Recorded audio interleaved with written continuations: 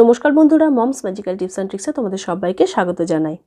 আমরা বাচ্চাদেরকে যখন ইংরেজি বর্ণমালার প্রত্যেকটা বর্ণ শেখাই, বিভিন্ন এ বি সি ডি প্রত্যেকটা লেটার যখন লেখানো শেখাই, তখন নর্মালি কী করি, স্লেটে এরকম ঘর কেটে কেটে ছক করে দিই লেখার জন্য, অথবা এরকম সাদা খাতাতেও এরকম ছক করে লিখতে দিই, বা এরকম স্কোয়ার শেপের যে খাতাগুলো হয় সেরকম খাতাতেও লিখতে দিই।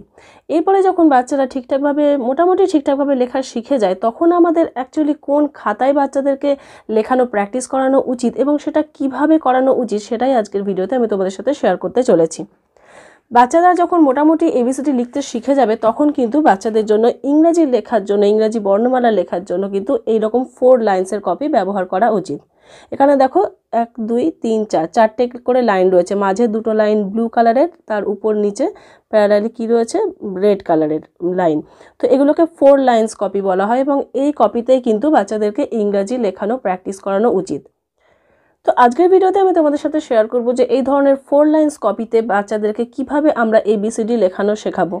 ক্যাপিটাল লেটারের ক্ষেত্রে নর্মালি প্রবলেম হয় না, কিন্তু স্মল লেটারের ক্ষেত্রে কিন্তু কোন পজিশনে কোনটা বসবে সেটা কিন্তু একটু ঠিকঠাক না জানা থাকলে বাচ্চাদের শেখানোর ক্ষেত্রেও কিন্তু সমস্যা হয়। তাহলে চলো বন্ধুরা, আমরা আজকের ভিডিওতে দেখে নিই যে আমরা ক্যাপিটাল লেটার এবং স্মল লেটার দুটো ফর্মেই আমরা কিভাবে বাচ্চাদেরকে এই 4 লাইন্স কপিতে লেখাবো।